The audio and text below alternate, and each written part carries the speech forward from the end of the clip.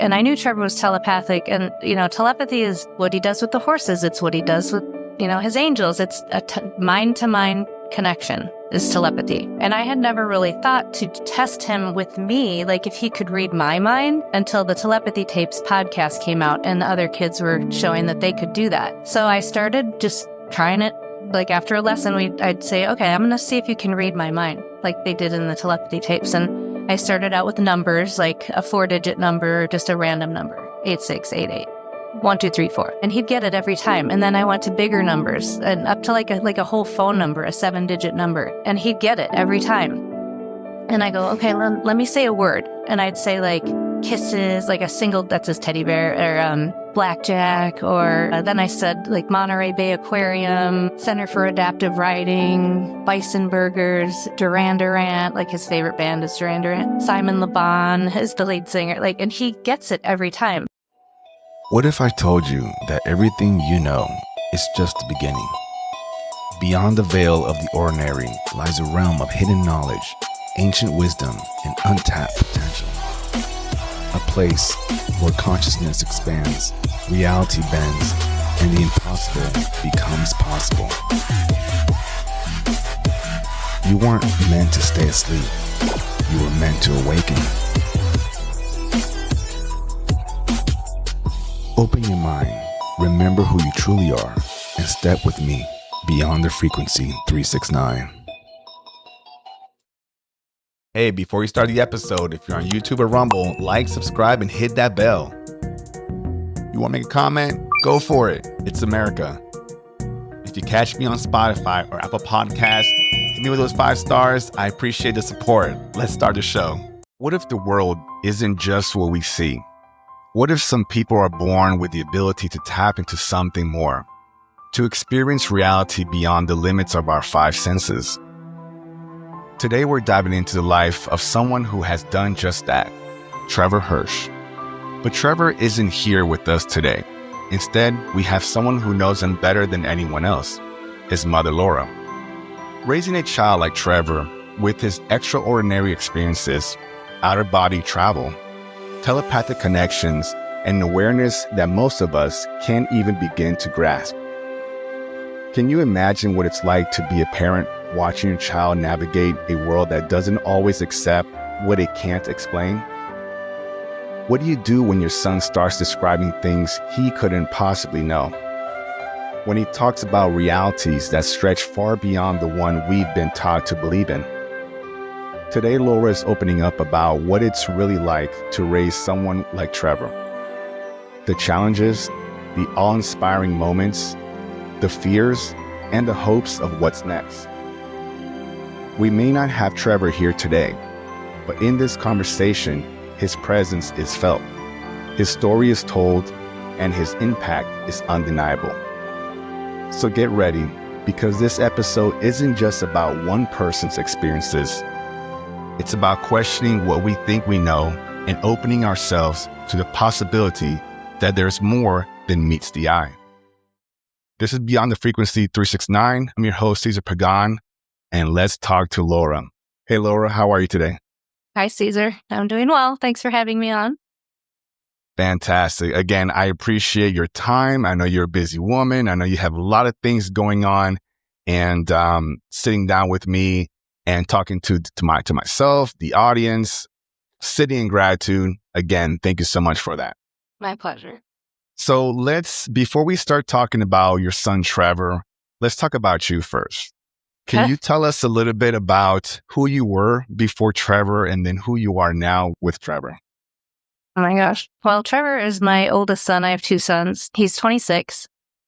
My youngest, Damon, is 23. And so before I had him, I was just living life, and I always wanted to be a mom. I always knew that was part of my mission here, and never expected what happened to Trevor to happen to him. He was normal, ahead of schedule child, did all of his milestones early, and then at 1 year old, he was vaccine injured and lost all his words. He had 60 words, and then he lost everything, got sick all the time, and it's been a real struggle to figure out how to help him, how to heal him. And I went on a totally different path toward natural medicine and homeopathy and all that stuff to help him. And a lot of the things that I did with him did help him, but the one thing he really never gained back was his language. And so he actually started learning how to play the piano and sing when he was 21. And it's a different part of the brain. So singing and playing music, or singing and talking. So even though he's pretty much minimally speaking, he can sing and memorize and play music at the same time. He and I sing and play together. After he learned how to do that, I learned about a tool, basically, that a lot of spellers, they're called spellers now, learned how to get their words out through a letterboard. So instead of verbally speaking, basically what they've found is a lot of these kids that can't speak, they have another motor planning disability called apraxia. It's the inability to get what's in the brain into the mouth. Speech is a very fine motor skill, and using an arm to poke letters is a gross motor skill. So it's, again, a different part of the brain that's working. And a lot of these kids have been super successful, including my son, Trevor. He's an open speller. I can ask him anything and he can answer me. And I've discovered a whole new person that I didn't know he was through spelling to communicate. I mean, he's actually, when you said more than meets the eye, he asked me to write a book because I'm a writer. I've written 4 other books and co-authored some books as well and blogs. And so he spelled, I want to write a book with you about my life to inspire others. And I was like, oh my gosh. And so he obviously knew I wrote. And so I said, well, what would you call the book? And he spelled More Than Meets the Eye. And it's a great title. But so that's where we're at. And I'm just trying to put out his message of hope and inspire others from his life.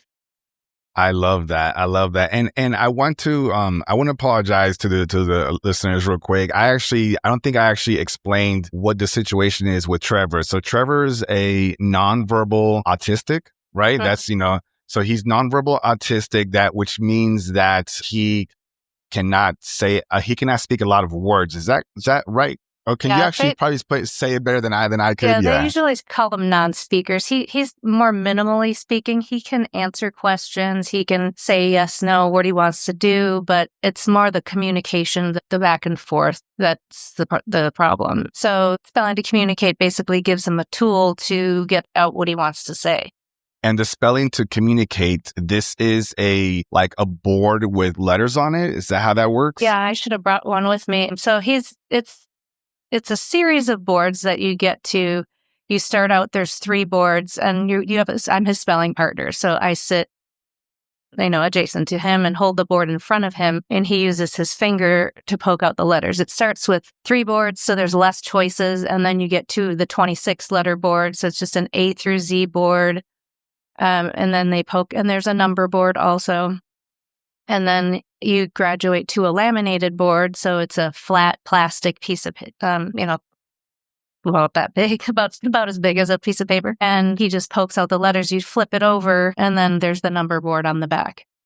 So, and like I said, he's an open speller, but we still do lessons. And the lessons are how you start. You read a paragraph and then ask questions from the lesson. Then you get to, so some of the questions are in the lesson, some are related to the lesson, but they're called prior knowledge questions. So there's something that they weren't taught. It's something that they knew. And then you get to open questions, and those come from them directly, like their answers. So we still do some lessons, mostly on music, and the Telepathy Tapes there's a set of lessons about those, which we're involved with that also. We can get into that later, but it's been a literal miracle. He's got his voice finally, and he's able to tell everybody how he's been in there this whole time and how smart he is. And just, he's a very spiritual person. I had no idea his gifts until he started spelling about them. Yeah.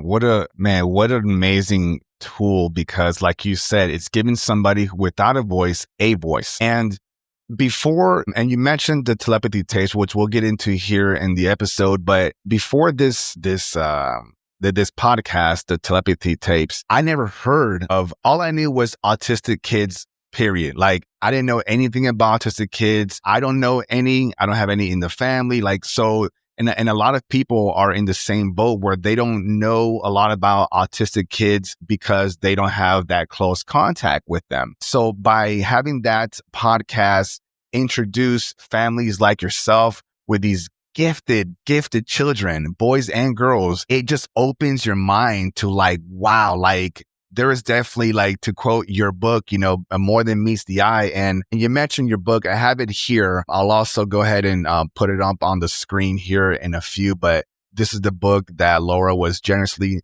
kind enough to gift me. And I've been through it. I've been back and forth with this stuff, a lot more pieces to read. But I was really intrigued in chapter 3.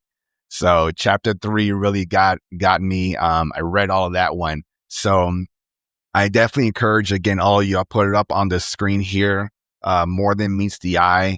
And it is a wonderful book that illustrates, it describes the story of Trevor, story of Laura, some of their family members, and how Trevor knows so much when his family didn't know that he knew a lot of these things, and the things that he sees and hears and feels and how he is able to express it.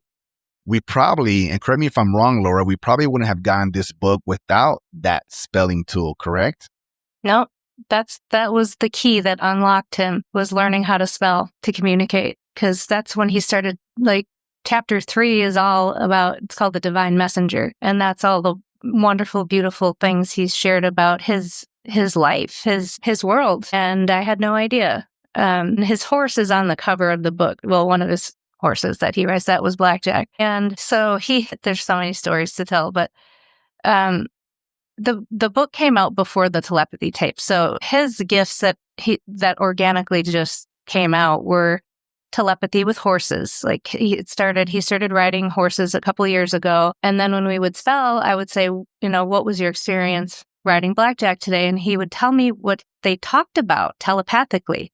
Like there was a whole different thing going on in their world than we could see from the outside. It just looked like he was getting a lesson and learning how to say whoa and walk up and walk on and riding around the ring. But they had this whole other experience going on between them. And he spelled some beautiful things, but the most incredible things that I knew something was really going on was when I said, what did you experience today? And he said Blackjack was sad because Buck died. And Buck was another horse that Trevor had ridden the year before. And no one told him. And I said, how did you know that? Did you overhear someone talk about it? And he said, no, Blackjack told me. And I was like, oh my God. And it was true. And then another time, months later, we just went to visit the horses and Blackjack didn't turn toward us and let us pet him like he normally does. And I said, what was going on with Blackjack today? And he said, Blackjack was mourning because Sully died. And again, no one told him. And I found out that it was true afterward, and just unbelievable. 2 separate occasions that he knew that another horse had passed on. And he just said, they're still around, their energy is still around this, here, and horses are connected forever. And Blackjack actually passed away about a month ago. No. Yeah, and like Trevor hasn't been able to ride him for about a year now. He's been riding Dude because he was older and was having some issues. It turned out he had cancer, and they had to put him down. And Trevor knew before I told him. Like my friend that runs the stable called me because she knows how close they are. And I didn't want to tell him because I'm like, is this going to be breaking his heart? And he was smiling and happy. And when I asked him to spell, I said, I told you today that Blackjack was going to be going to be an angel on Friday. So this was on a Wednesday. And he said, I already knew. Blackjack told me. Like he said he can talk to him telepathically, even if he's not there near him. And I said, well, what do you feel about that? And he said, I am happy because he's going home to heaven.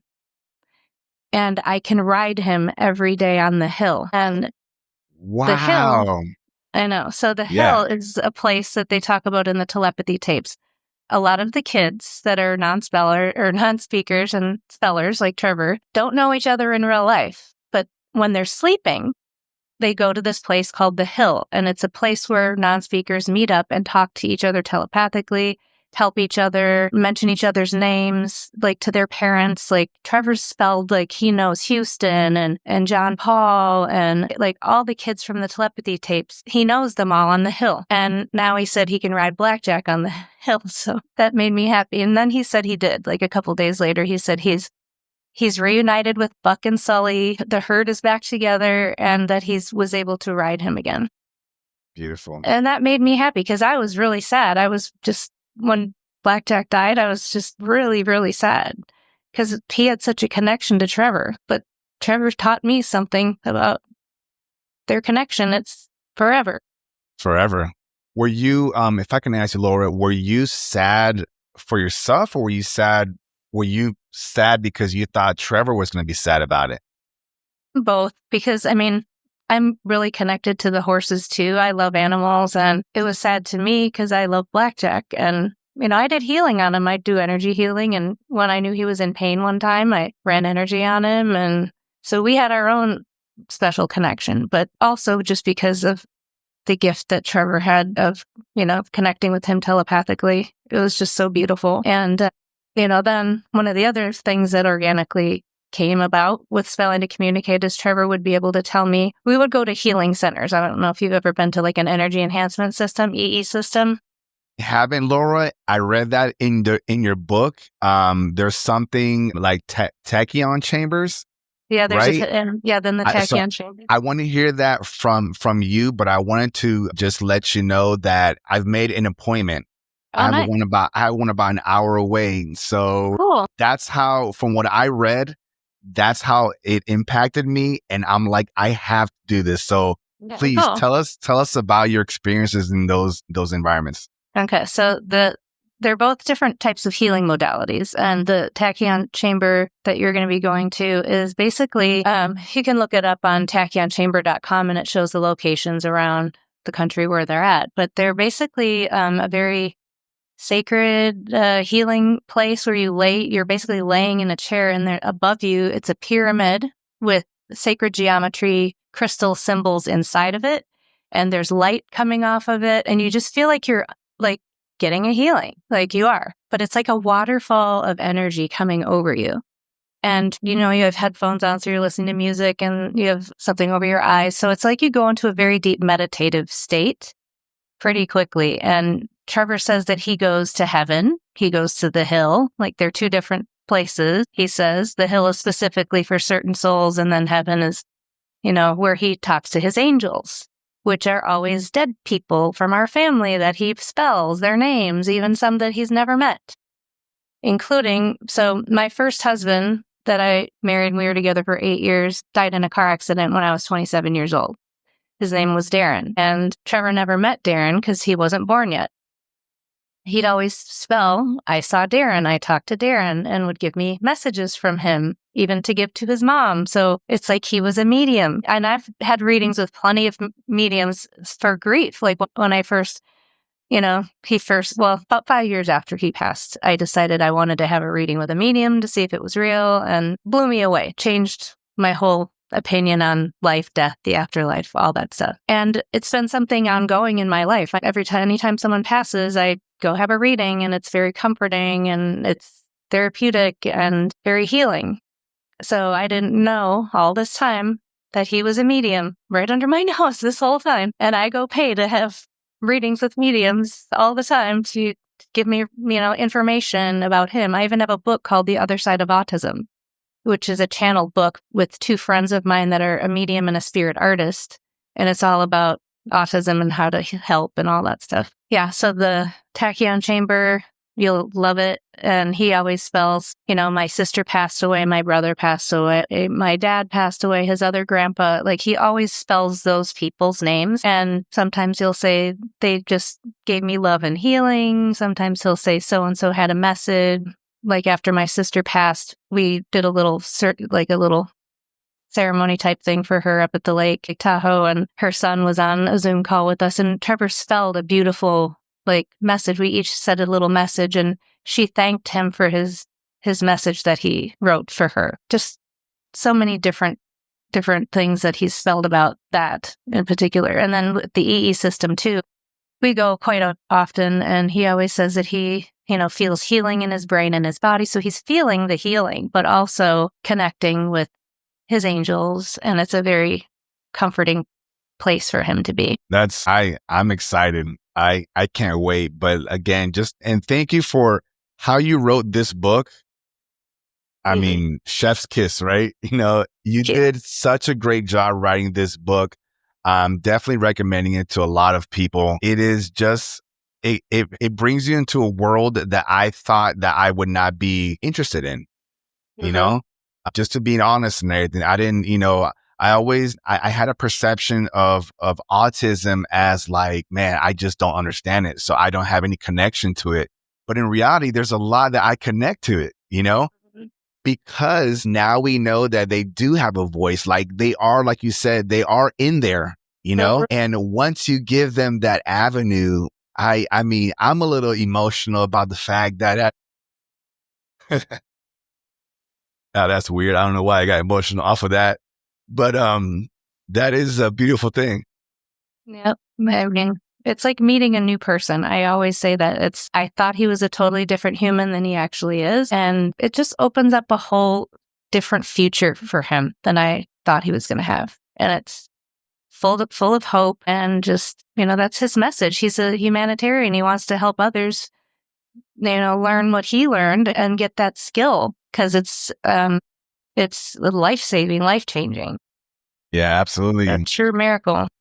It is a miracle. And I want to ask you, this spelling tool, is this, does every school have this? Like, how do you get this, this spelling tool? I don't know where to start with those questions. Like, how do you get these tools to all the non-verbals? Are they in certain schools? Like, is it high price? Like, can you give me a little bit more about that? No, it's not in the school districts yet. It's, I wish it was, but I hope it will be. It's a little controversial at the moment because there's a company or organization called ASHA, which is the American Speech and Hearing Association, I think it's acronym for, but they don't recognize spelling to communicate because it's always about money. The gold standard of treatment for these kids is called ABA, Applied Behavioral Analysis. And it's a one-on-one thing. Trevor did it for years, never really got language. He got, some skills from it.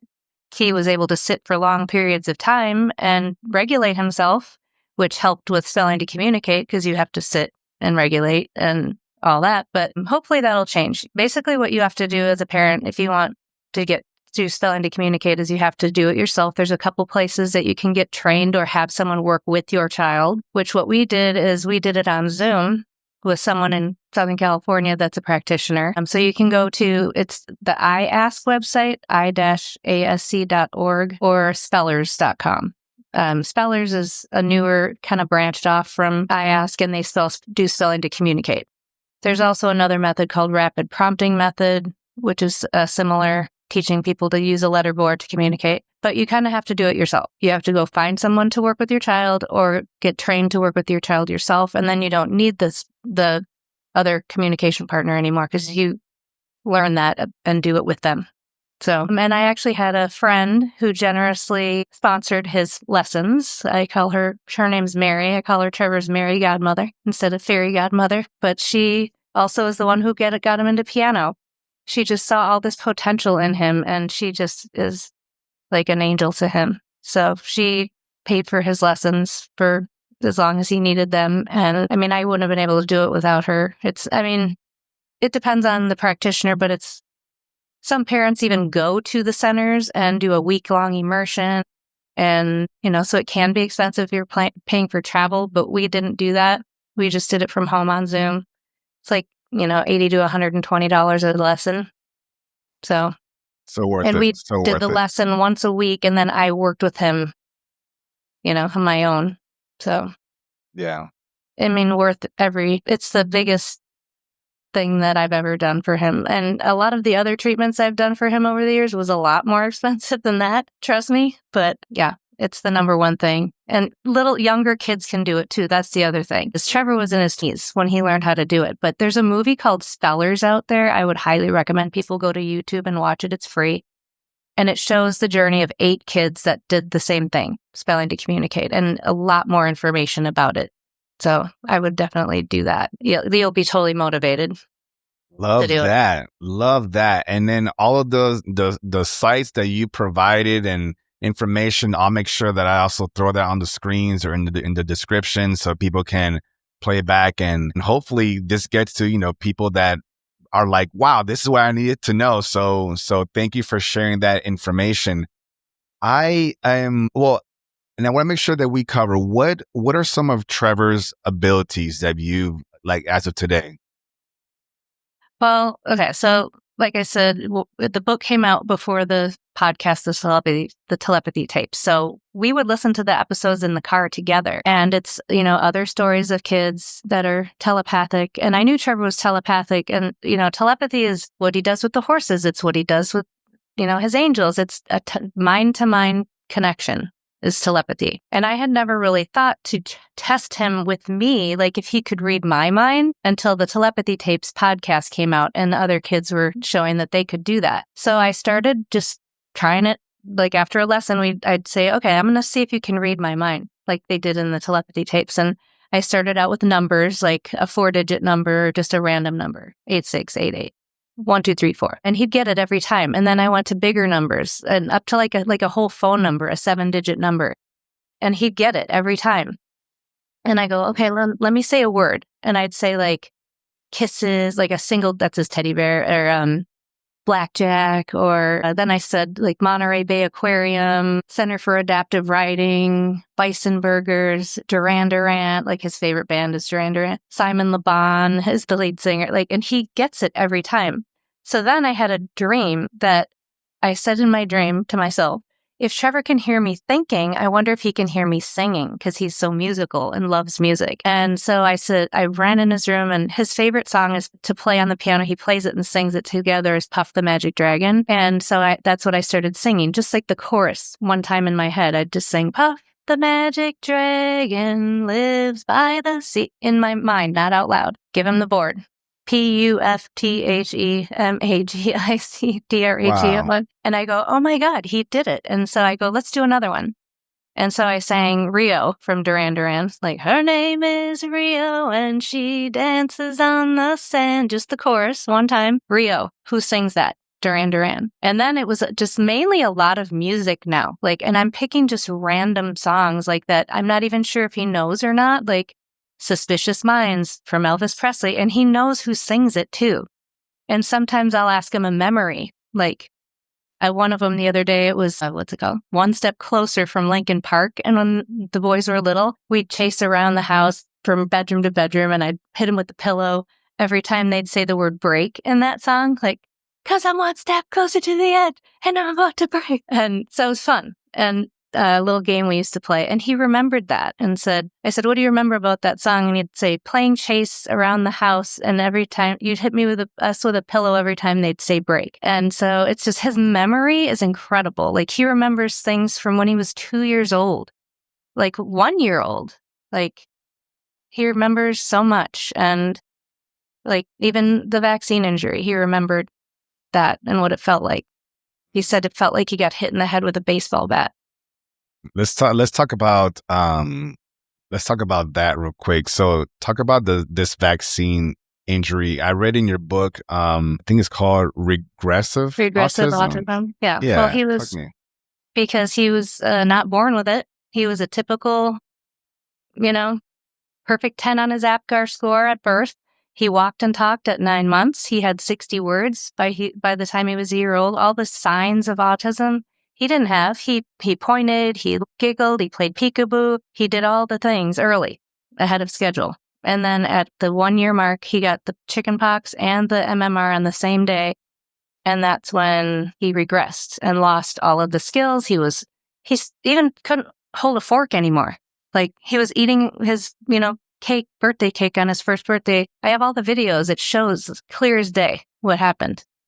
And then he couldn't hold a fork anymore. And he was eating with his hands, or someone had to feed him, And so, but back then, nobody knew what was going on. Like parents weren't talking to each other and saying, tell me what happened to your son, And it was just a long process to figure out what happened. And then when I did find out, that's when I became the mama bear and just tried to help him and, change his diet, just supplements and homeopathy and hyperbaric oxygen.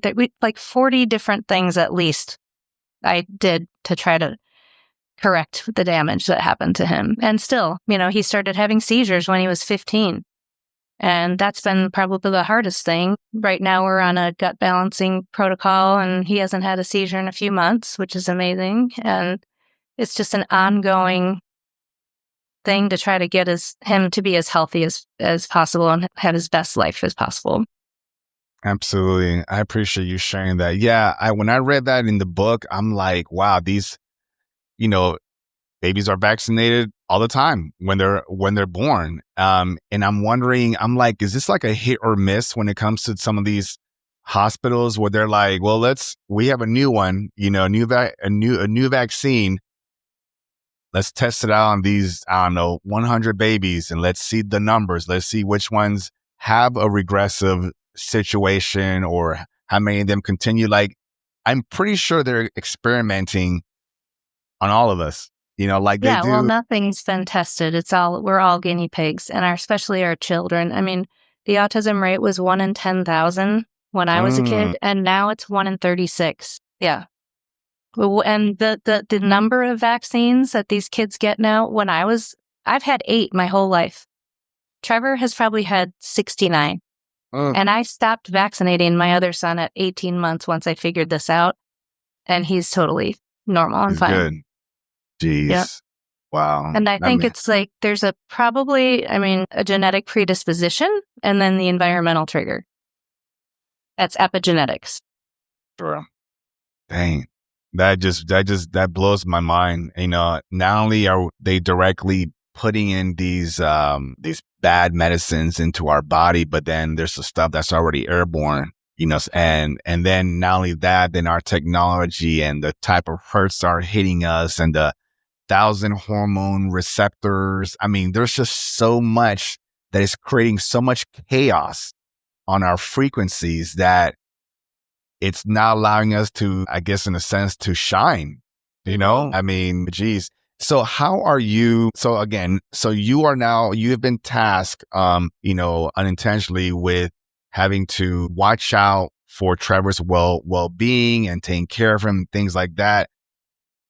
How do you carve time out for yourself to ground yourself, to just say, look, like, how do I live my life, but also be there for my son? Like, how does that, give me an idea, how does that work for you on a day-to-day? Well, luckily, my mother has been living with us since Trevor was born, and she's like the backup plan she's been there for my boys their whole life, like a second parent. And so, yeah, when I have to work, like I'm actually Trevor's host home provider in our state. You can be paid by the state to take care of someone that has a disability. So that's my main job. And then I teach Pilates 4 mornings a week. And that's kind of the fountain of youth and keeps me grounded and centered and strong and all that. And, I do a lot of my own work, healing work, spiritual work, watch different podcasts and things that I enjoy and learn and read. And I find time for myself. I mean, you have to put the oxygen mask on yourself first, right? Yes, I love that. I love that example. Yes, you absolutely do. Well, I'm glad that you do that because I can only imagine that there's a lot of parents out there that are not doing that. They're just, go, go, go, go, go, go, go, go, go. They have their own mental breakdowns and, and then it's just, I can only imagine it. So I want to jump back into 2 other points that we talked about earlier. So let's go back to blackjack, right? Uh-huh. So the fact that Trevor was able to hear blackjack and blackjack able to talk to him about, here's what the other horses are talking about. Like we only seen movies like that, like Dr. Dolittle, things like that. Like I can only imagine, has he been able to describe what it sounds like, if that's even a thing of what a horse sounds like when they speak to you? Like, was it audible to him? Do they have a certain tone to their voice? Like, was he able to describe any of that stuff?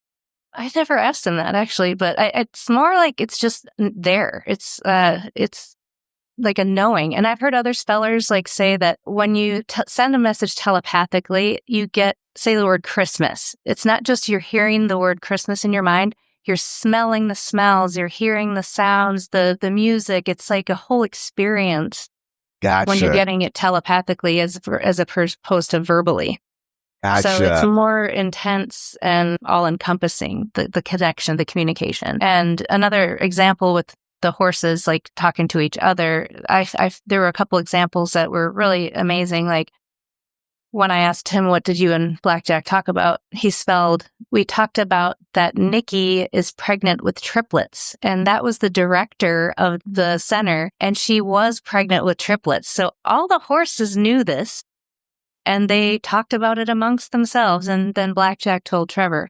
And no one told Trevor. I didn't tell him. We found out that day, but they were out riding around. And Nikki told us that she would have to step down because she was going to have triplets. I mean, how incredible is that? Not just she's pregnant with triplets. Yeah. Yeah. Unbelievable. It's like exact detail. I mean, and the fact that the horses on the ranch were talking about, like, yeah, we know this and blah blah blah. The things that we as people, as humans, could learn if we could communicate with the animals around us, like the local squirrel that comes down your tree.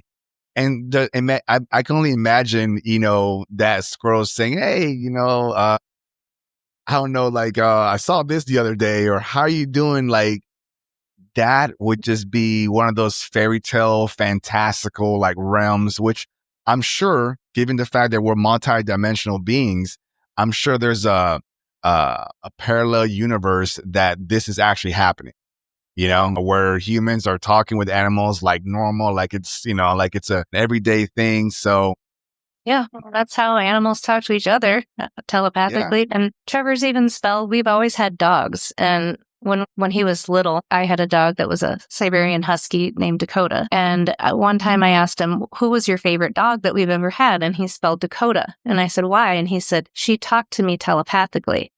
And Dakota's been gone for years now, maybe 10 years. And I said, so can you still talk to her telepathically? And he said, yes. So she's in heaven, and he can still talk to her telepathically. That was very comforting to me, that our dogs, cross over and can still connect with us, Well, with that, him I mean, anyway. Yeah, the animals, the people, like, they're still around.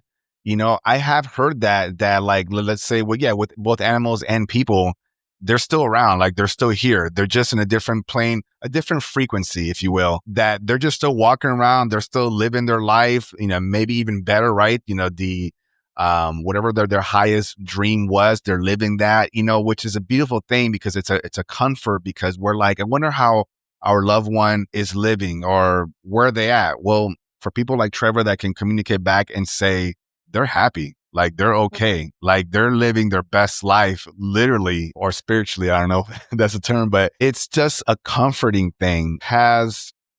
So since Trevor has these abilities to communicate with, is it just family members of yours, or do you think he can communicate with anybody who has passed away? Has he tried that before? No, I think he could if he wanted to. Like, he's mentioned other people's names. And even, I mean, this might sound weird, but he's even said extraterrestrials, like he's communicated with, and describes what they look like, where they're from, that kind of stuff. So, what do you remember, Laura? What do you remember him describing regarding any extraterrestrials? What they look like? Give me some information on that if you can. He spelled, and I still watch Ancient Aliens. That show's been on, like, in the background a lot. And asked him, we were in one of the healing centers, and he spelled that he talked to an extraterrestrial. And I said, what did they look like? And he spelled, well, they looked human, but they're not from Earth. And I said, okay, well, what did they say? And he goes, well, they're helping me heal. They're helping heal the earth. And another time he said they're Pleiadian. And that's a hard word to spell, but he spelled it. Yeah. That's awesome. So I thought that was pretty cool. And, he said once before that he thinks that we're hybrids and, a combination of hominids and extraterrestrials. And so and I'm like, where did you hear that? From Ancient Aliens? Or I don't know. But that's what he answered. Or the fact that he knows that, and it sounds to me like the whole Anunnaki, stories and things like that, which is always fascinating. But since he goes to this hill, this on this ethereal plane, and he talks to other nonverbals, they share information, right? Mm-hmm. Yeah. So, I mean, what kind of things are you aware of that he may have learned specifically on the hill from somebody else or something else? Anything off the top of your head? Well, I didn't even really know that term until like the telepathy tapes came out, and it was Houston that was the one that termed it the talk on the hill. And then when I asked Trevor, I said, "Do you go to the hill?" And he spelled yes. And I said, "Well, how long have you been going to the hill?" And he said, "Most of my life." And so, like, say he was vaccine injured at a year old. You had no way to communicate and connect with people here. But in your dream state, where do you go? You talk telepathically in your dreams, right? Everybody does. And so he was going to this place, and it's, specific to this group of people. There's actually an episode of the Telepathy Tapes, the Talk Tracks, episode 1, and a person that isn't a speller went to the hill. He was working with the spellers, and he describes it really beautifully, like what it's like, and gave someone a message, one of his students, a message on the hill, and they like basically what my mother's name is or something. And then when he came back and saw him again, he told him what his mother's name was. And he told him when he was in that dream state or on the hill. Beautiful. But, Trevor definitely made a distinction between heaven and the hill, that the hill is specifically for this group of people. And he's even said that, I said, well, what about people that don't speak English? Can you talk to them on the hill? And he said, yes. And I go, well, what languages do you know? And he said, most of them. Wow. So, that's mind-blowing. He's always teaching me stuff. Like, it's like a mind-to-mind connection that they all do when they're there. And I think it became out of necessity. Everyone wants connection. Everybody needs to, have some connection with other humans in life. And if you can't speak in this world, like your other senses sharpen, I think, when you lose a sense, like you lose your vision, your hearing gets sharper. Their sixth sense became sharper, for survival, really. And so they've had these abilities their whole life, but until he was able to spell and tell me what he's experiencing, I had no clue. So, do you remember the very first thing? And I don't know if you've mentioned that already, but the very first thing that he spelled, like the very first. Like you gave him the tablet for the first time, and this is the first word that he spelled, or the first question that you asked him. Well, he's actually, before we even did our first lesson, like I got the letterboards in the mail, and I just wanted to practice and like asked him some of the questions that I knew he knew the answers to, like through ABA, like what's your name, what's mom's name, like just basic questions. What's our address? What's your phone number? Like my phone number. So he was, practicing on the boards, but the open spelling, the thing that blew me away the most was the first Mother's Day after he started spelling. I said, if you could write to me in a card, what would you say for me for Mother's Day? And it was, Happy Mother's Day, Mom. I love you so much. And for the first time in my life, he said, Happy Mother's Day. I love you. Like, amazing, incredible moment. But like, he spelled that to me, and I'm like, okay, I'm done. Yeah. But I was waiting my whole life to hear that from him, and it was just so beautiful. And he's very, he's spelled to me like, you are my best friend, and just the connection between us the bond between us has gotten so much stronger since. And the telepathy part, I think sometimes I can even hear his thoughts, like the two-way telepathy. Like I'll know what he's going to spell before he spells it. And at first I thought it was him reading my mind, but I'm like, no, I was reading his mind and knew what he was going to say before he physically poked out the letters. He said it in his head first. So that's kind of an emerging thing, but. Yeah. So you're still kind of like honing in on that, more practice, just to confirm every time that you really are having this strong connection telepathically with Trevor, right? Yeah. So that's all new stuff that's come out since the book came out. The Telepathy Tapes is that podcast that we've been kind of alluding to. And he's in the episode 10, and it's the Spellers episode. So Kai Dickens, who's the creator of the podcast, asked a bunch of spellers to write their answers to the same questions. And so we're on at about the 5-minute mark or so, and I'm reading his answers. And I've been in touch with them, and they want to do a separate talk tapes episode about us. And they're coming out, actually, Jeff Tarrant, he does QEEG with the caps on each of your head and sees what waves are, what's going on in your brain. They're coming out April 5th, and then someone from the Telepathy Tapes podcast also. And, just to do a little separate episode on us. So we'll be excited for that. Yeah, me too. That'll be exciting. And Trevor wants to do it. I mean, I wouldn't ask him to if he said no, but he wants to share, this with other people. And so he's down. And we're actually going to go to the EE system and have the cap on him in there if he tolerates it, to see what's going on when he goes to heaven, or like the hill. Yeah, wherever. Yeah, that would be interesting. Has guys like Jeff, have they recorded people like Trevor who have, on the fly just left and gone to the hill or other places? Does he have data like that already? He's done the brain mapping. He calls it brain mapping on 3 people from the telepathy tapes, but not in that. It's more the, doing the tests while they're doing the tests. Like if they can read their parents' mind while they're looking at something, and then like what's going on during telepathy, not so much going to the hill. Yeah. Wow. I'm excited for that episode. And if somehow this gets to Ty Dickens, I've been trying to reach out to you to get you on the show. So if you get this, find me. I have my website and everything. Just find me, and I would be more than honored to have you on. But that's so cool. I love the fact that Trevor's down. He's just like, let's do this. I mean, he's like, I have a voice. Let it be heard. Uh-huh. So proud of him. Yeah, me too. So, like I said, I didn't want to use him as a guinea pig per se, but I asked him if he'd be interested in helping out and doing some telepathy tests with me, and showed him the cap, what it looked like. And the trailer for the telepathy tapes on their website, they show, I think, Houston and John Paul with the caps on.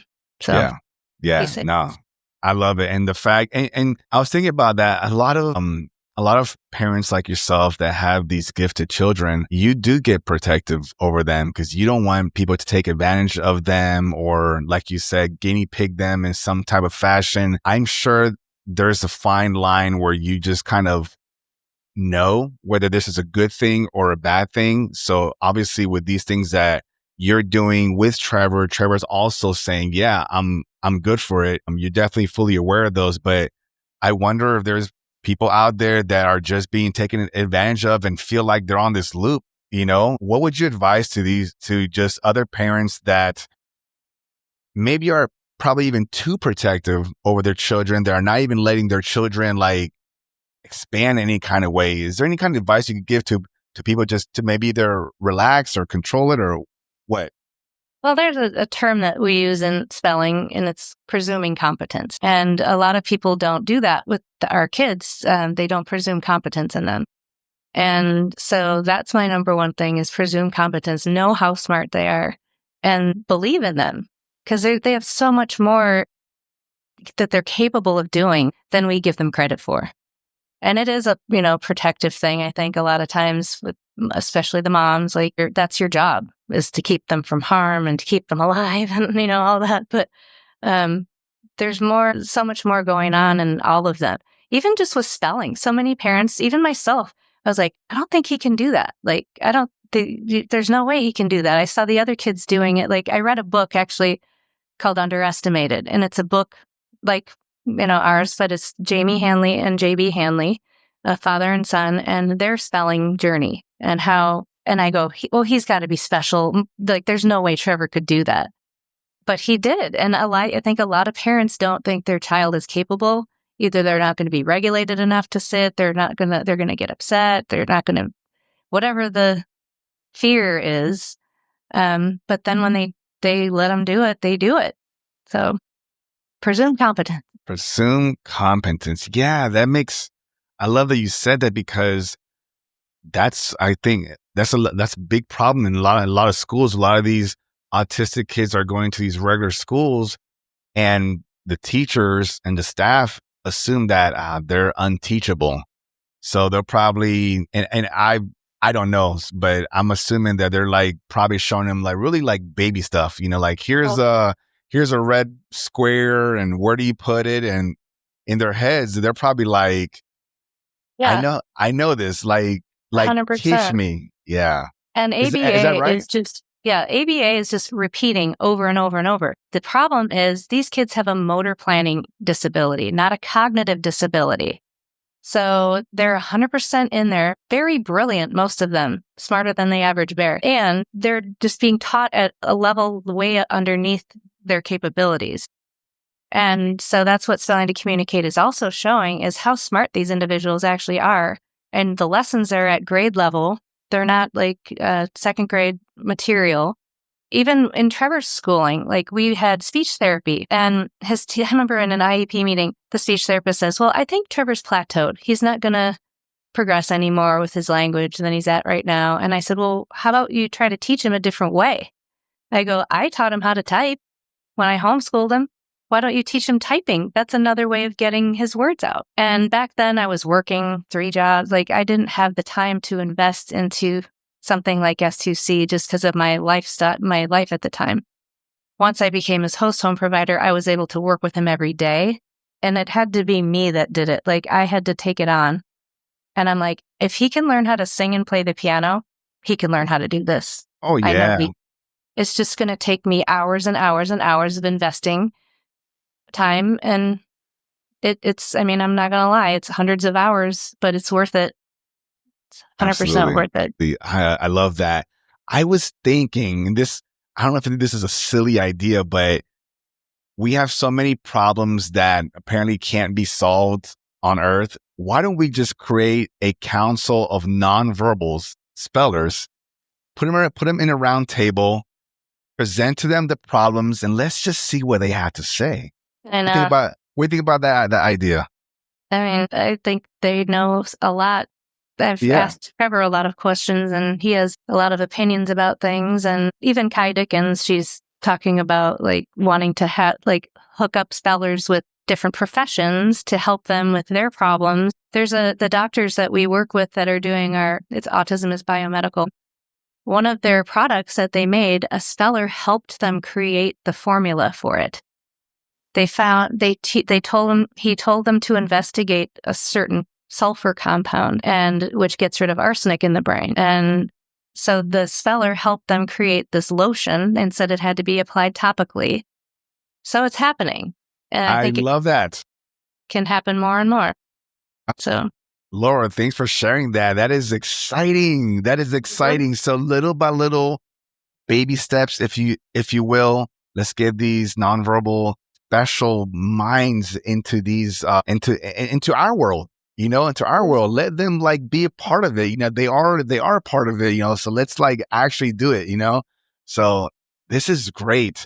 Well, Laura, I have 1,000 more questions for you, but as we're wrapping up, the episode, let's go into some of my final questions, and then we'll kind of go from there. Okay. So if you could go back and give advice to your younger self when you first started this journey with Trevor, what would you say to yourself? Wow. Well, part of me wants to say, don't vaccinate your son. But then look at this journey we've been on. Like I see that I'm a very spiritual person. I believe we choose each other in life. We choose who we're going to be for each other. And we all come here for our own growth and evolution as a person, as a conscious being. We chose to come here. So, as much as I would have liked to have protected him from all that he went through, he chose that too. And so who am I to say, oh, I would protect you from that experience? Because it was for his own growth. You needed that. I get what you're saying. I'm with you on that. I definitely do believe that we all chose, no matter how someone else sees, oh, that is a bad life. No, that's the life that spirit chose. Mm-hmm. So I get what you're saying. I think other listeners too as well. And even one of the interesting things that he spelled was about Darren, like my late husband. I said, how long has Darren been one of your angels? And he said, since before I was born. And yes. I said, so what, were you in a past life together? And he said, we've had many past lives together.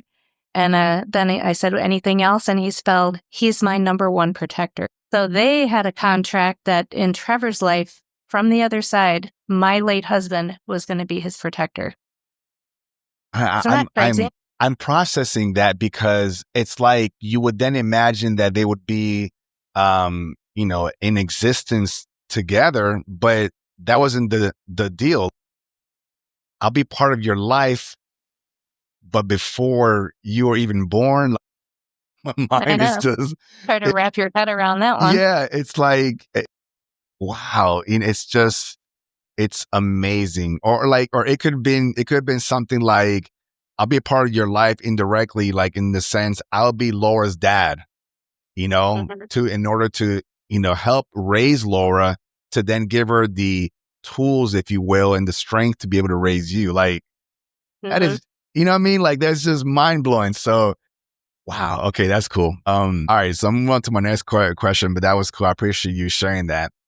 So Laura, beyond all the knowledge and experiences that you've gained thus far, still leaves you in awe or makes you question everything? Well, I mean, just Trevor's telepathic abilities, it still leaves me in awe every single time. It never gets old.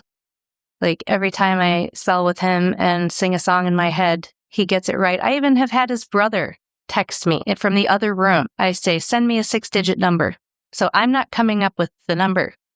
And I look at it, give him the number board, he gets it. Then I go, send me a song that I can sing to Trevor. And one time he did YMCA, Village People. And I didn't know if Trevor knew that song, so he spells YMCA, Village People. And then I said, who dances to that song? President Trump. Yes. So, I mean, that's so cool. It's just in awe. And then another time he said Sunrise from Duran Duran. It's like a song Damon used to like when he was little, and he got that. And then he did Black Hole Sun from Soundgarden. He knew who Soundgarden sang it, the lead singer, Chris Cornell. So it's like even someone else sending me something to sing to him, he gets it. I mean, that's mind-blowing. Yeah, it is. That leaves me in awe every time. That would leave me in awe too. I like the fact that you said also it doesn't get old, because I mean, that's cool every time, I appreciate that. Laura, what is the ultimate purpose of life? That's a good question.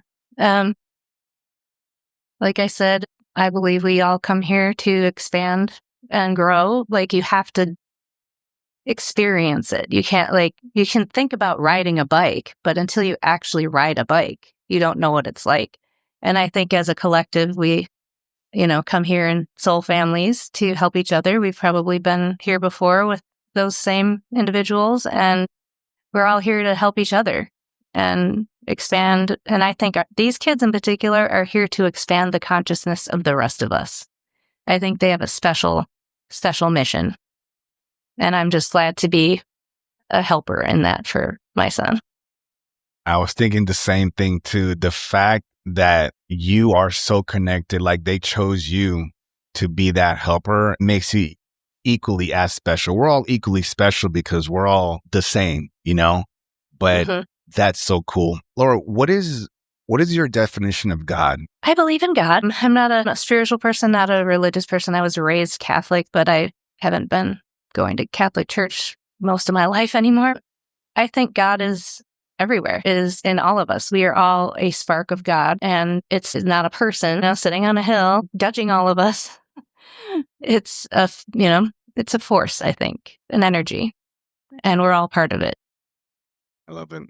What is love? Trevor has taught me what unconditional love is. It's just seeing yourself in another, and I never thought I could love another human being as much as I do this human, but it gives me a purpose to help him and love him and take care of him. And it's a feeling that you get when you're around somebody. I don't know. That's a hard question. There's different kinds of love.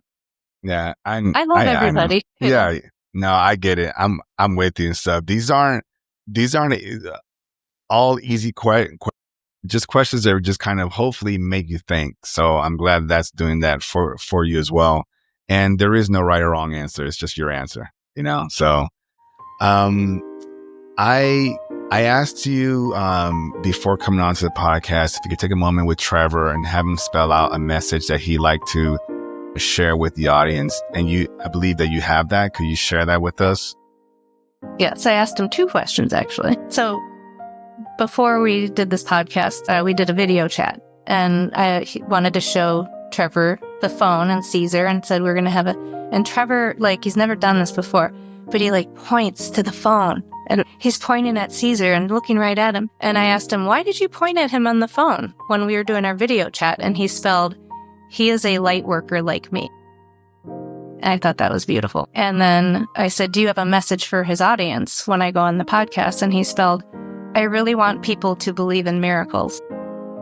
And recently I asked him, what is a miracle? And he spelled a gift from God. So I love that answer.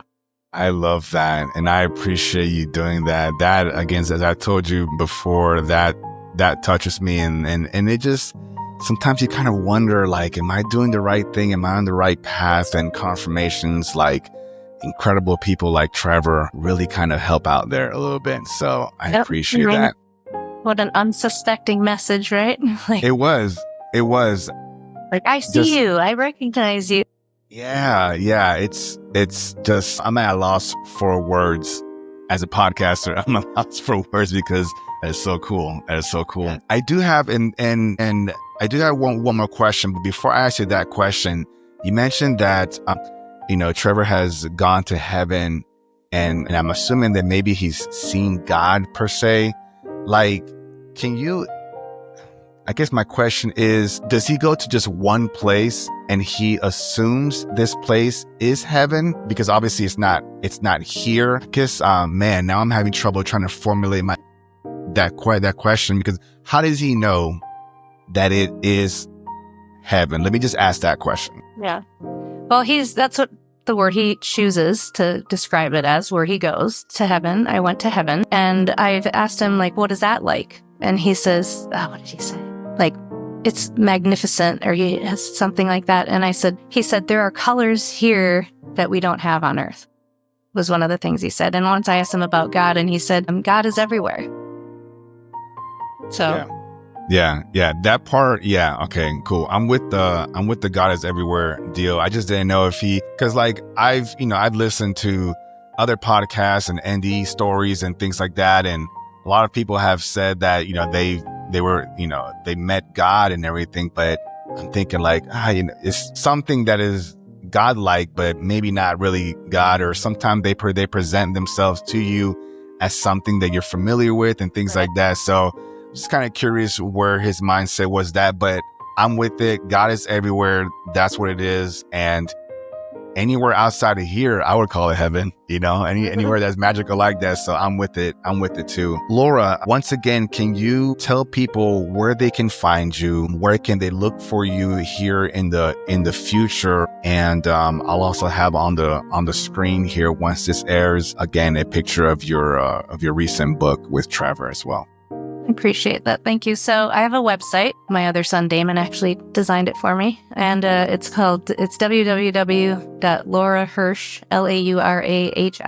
LauraHirsch, author.com. And it's got all my books on there, links to go buy all of them. And then all the podcasts and interviews and blogs and everything I've done for this book is all on there as well. So you can watch some of my other videos, and I'll post this one on there as well. Of course, or Damon will. He's techie. So yeah, that's where you can find me and connect with me. And just upcoming stuff, like I said, is the Telepathy Tapes podcast that we're going to be doing. It's called a talk track. So it's before season 2 comes out. So there's 10 episodes in season 1. And they're also working on a documentary. And that's happening right now too. I don't know if we're going to be involved with that or not, but we'll see. Maybe. Yeah, but absolutely. It's all exciting. I'm so excited for all of this. And I definitely encourage people to follow Laura and Trevor's journey through social media, through the website. See how things are progressing. Things can change within a year. Maybe, who knows? We might hear that Trevor's part of a council of nonverbals who are solving problems. That might be a thing here. Soon. Let's just follow their journey. Let's be a part of that journey, and let's keep on hearing what more things. Trevor has a voice, people, and it needs to be heard, and we love hearing it. I'm just, obviously you guys can tell I'm super excited about all of this stuff. So this is fantastic. And listen to the Telepathy Tapes podcast if you haven't, and prepare to have your mind blown. It's not just my son. There's lots of other stories like this out there that are just shifting consciousness. I mean, over Christmas, the podcast was beating Joe Rogan, and Kai Dickens was even on Joe Rogan's show recently. Yeah. He's probably like, what is this? The What is Telepathy Tapes? yeah. What is going on with my numbers here? That's probably what he was seeing and everything. But that's a good point, Laura. I appreciate you mentioning that. Yes, definitely check out the Telepathy Tapes. A friend of mine, who's a channeler, she ended up hearing this podcast, and she thought about me, and she was like, Cesar, you gotta check this out. And I went for a walk, put on episode 1, like, all right. I binged it. It was so good because it's a whole new world. My mind was just open. So trust me, if you guys are listening to this podcast, you want to listen to that one, and then follow also Laura and Trevor's journey on that. So again, Laura, it was a pleasure. It was an honor. Just so ecstatic. I'm sitting in gratitude for this time that we had. Before I do that, we did do Trevor's message to the audience. Laura, let me give you the same opportunity. What's something you'd like to share with the audience? Some last words before we wrap up the episode.